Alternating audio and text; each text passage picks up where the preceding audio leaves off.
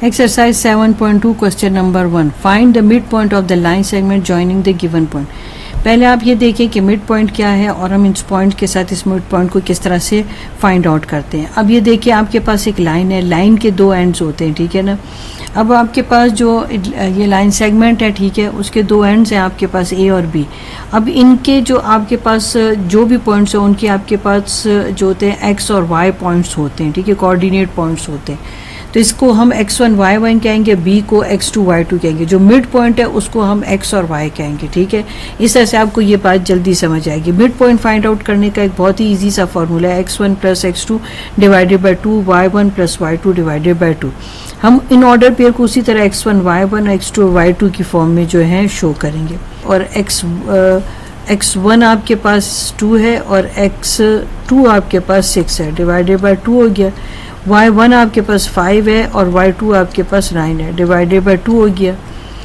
अब आप इसको ऐसे कर लें कि आप इनको ऐड कर लें. 8 हो गया और 2 हो गया, ये 14 हो गया और ये आपके पास 2 आ गया, ठीक है. अब आपके पास 2 4 टाइम 8 और 2 7 टाइम 14. अब आपने मिड पॉइंट निकाल लिया. मिड पॉइंट के आपके पास जो कोऑर्डिनेट पॉइंट्स हैं एक्स वाई वो मिल गए आपको. वो क्या है 4 और 7, ठीक है ना. आप इसको ऐसे भी लिख सकते हैं.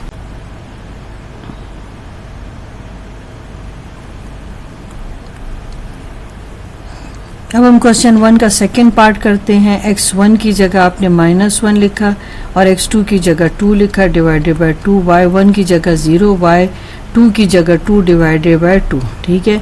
ये आपके पास क्या आ जाएगा 1/2 हो जाएगा और ये 2/2 हो जाएगा, ठीक है. ये आपके पास 1/2 हो जाएगा और ये 1 हो गया. तो ये आपके पास मिड पॉइंट आ गए आपके पास 1/2 और 1, ठीक है. अब इसका हम थर्ड पार्ट देख लेते हैं. थर्ड पार्ट में भी आपने x1 की वैल्यू जो है वो यूज़ करनी है और यहाँ पर y1 की वैल्यू को यूज़ करना है, x2 की वैल्यू को यूज़ करना है. फिर y1 की वैल्यू आपने यूज़ करनी है और फिर y2 की वैल्यू आपने यूज़ करनी है. अब आप इनको ऐड कर दें. जब आप इन्हें ऐड कर लेंगे तो आपके पास आ जाएगा 4/2 हो जाएगा और इनको जब आप सब्ट्रैक्ट कर लेंगे तो आपके पास हो जाएगा 2/2. अब यहाँ पर आपके पास आता है 2 और यहाँ पर आपके पास आता है 1. तो आपके पास मिड पॉइंट आ गए और मिड पॉइंट के पास जो आपके पास कोऑर्डिनेट पॉइंट्स हैं वो आपके पास 2 और 1 है, ठीक हो गया.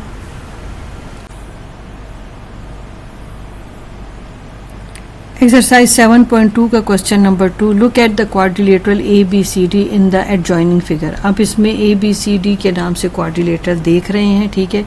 If EFG&H are the mid point, और ये जो EFGH है इन्हीं आपके पास लाइन जो ड्रॉ की हुई हैं इन साइड के मिड पॉइंट है, ठीक है ना.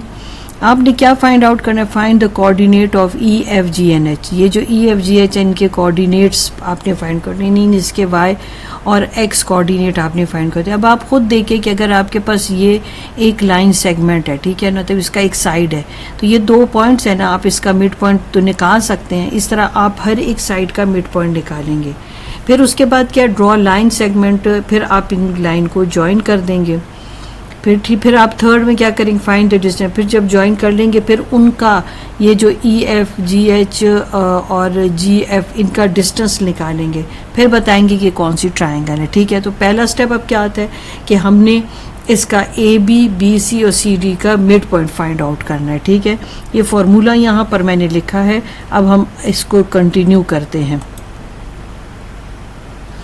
अब देखिए मिड पॉइंट हम चलें कैलकुलेट कर लेते हैं. हमारे पास क्या मिड पॉइंट आता है, AB का पहले निकाल लेते हैं. तो आपके पास 1 + 5/2 आ गया. यहाँ पर अब आपके पास क्या आ जाता है 0 + 2 आ गया डिवाइडेड बाय 2 हो गया. 6/2 हो गया, 2/2 हो गया, ठीक हो गया, 3 हो गया और यहाँ पर आपके पास 1 हो गया, ठीक है. यानी जो मिड पॉइंट आपके पास E आया है उसके कोऑर्डिनेट्स आपको मिल गए हैं.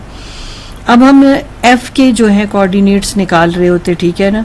अब हम किससे निकालेंगे, BC से निकालेंगे, ठीक है. मैं एक नज़र आपको बता भी दूं. ये देखिए ये अब आपके पास BC है ना, तो उसका मिड पॉइंट F है. अब हम ये फाइंड आउट कर रहे हैं.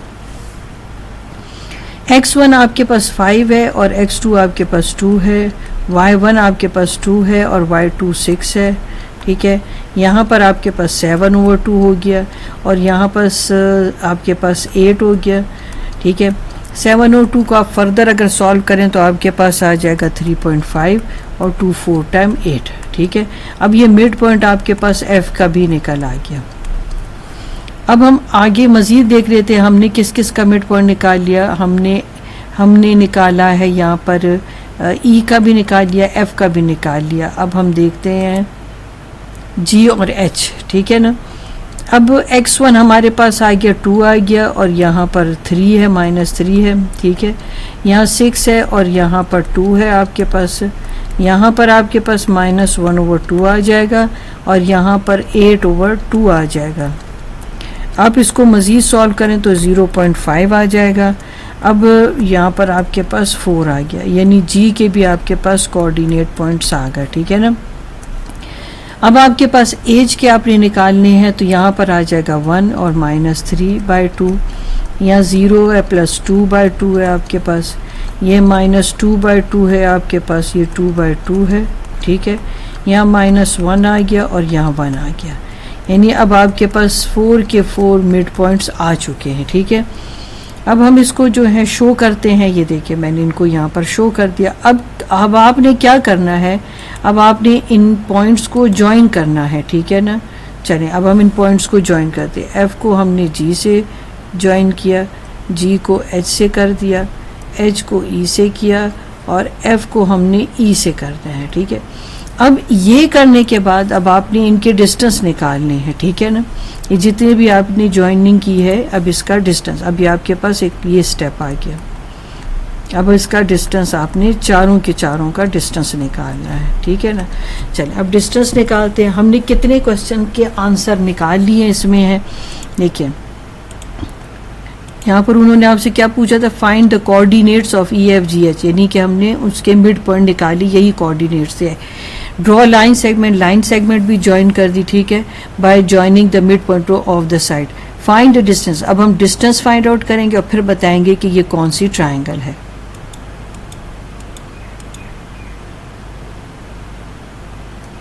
अब हमने डिस्टेंस फाइंड आउट करना है, ठीक है।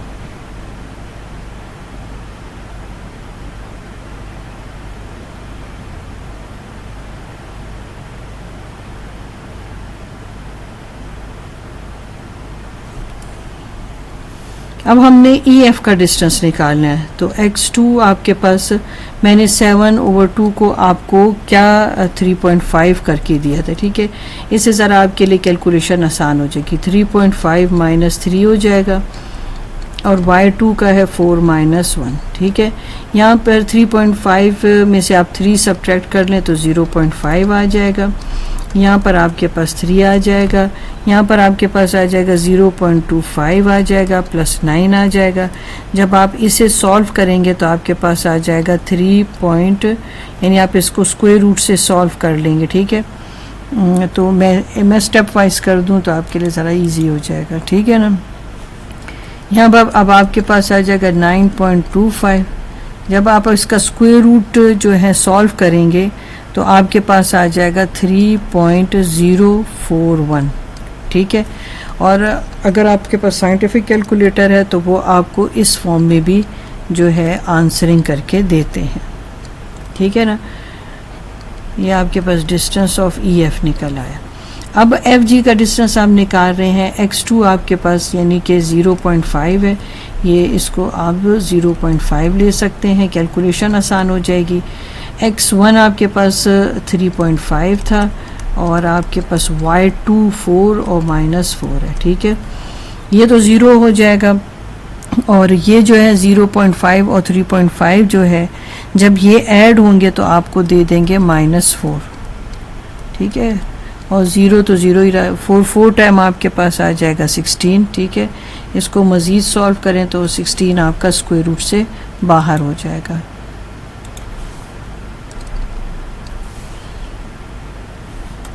अब हमने 2 डिस्टेंस निकाल लिए, EF भी निकल आया, FG भी हमारे पास आ चुका है, ठीक है। अब हम नेक्स्ट करते हैं इसके डिस्टेंस को फाइंड आउट।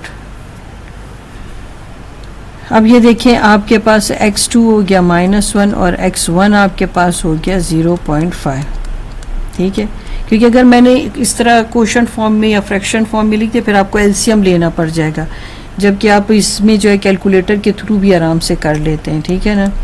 अब आपके पास आ जाएगा -1 और प्लस 0.5 आ जाएगा, होल स्क्वायर आ जाएगा, और यहाँ -3 का होल स्क्वायर आ जाएगा। अब ये आपको क्या दे देगा जब आप इसको सॉल्व करेंगे, आपने 1 से इसको सब्ट्रैक्ट किया तो आपके पास 0.5 ही नहीं आना है, ठीक है। और यहाँ पर आपको मिल गया 9, यहाँ पर आपको मिल जाएगा 0.25 और प्लस 9, ठीक है। इसे आप ऐड करें तो आपके पास आ जाएगा 9.25 है। और जब आप इसे सॉल्व करेंगे तो अभी थोड़ी देर पहले मैंने सॉल्व करके आपको बताया 3.041, और साइंटिफिक कैलकुलेटर के थ्रू आपको ये वैल्यू भी मिलती है, तो बेहतर है कि ये लिख ही लेते हैं, ठीक है। अब एच ई की बारी रह गई। अब आपने लिखना है 3 और यहाँ पर -1 और ये होल स्क्वायर, ये 1 -1 हो जाएगा। यहाँ पर 3 + 1 हो गया, यहाँ पर आपको मिल गया 0, ये 4 उसका स्क्वायर है। 0 लिखो ना लिखो फ़र्क कोई नहीं पड़ता। यहाँ पर आपको मिल गया 16। अगर सॉल्व मज़ीद करना है तो 4 आपके पास आ गया, ठीक है। अब हम एंड पर इसका आंसर करेंगे, इन वैल्यूज़ को कंबाइन करके देखेंगे। हमारे पास दो वैल्यू सेम आ रही हैं। 2 के 4th पार्ट का हम आंसर कर रहे हैं। आपने लिख लिए सारे डिस्टेंस और उन डिस्टेंस की वैल्यू भी आपने लिखी। Since the distance EF and GH is equals to 3.041 and FG and HE is equals to 4, तो ये क्या शो करता है कि ये डिस्टेंसेस इक्वल हैं। Therefore the given quadrilateral EFGH is a rectangle।